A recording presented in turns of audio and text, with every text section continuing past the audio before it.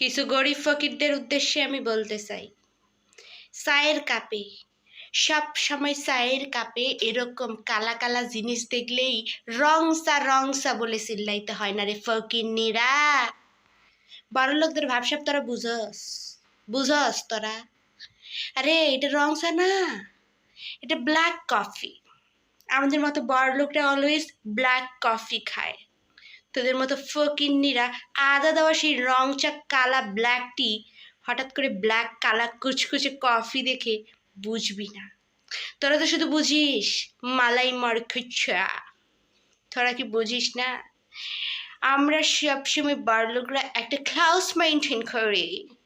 এই ক্লাসের মধ্যে অলওয়েজ ব্ল্যাক কফি থাকে, ব্ল্যাক, কিন্তু আমার পিছনের বিলাইটা ধলা। বড়লোকদের ভাবসাব বুঝতে শিখ ফকিররা।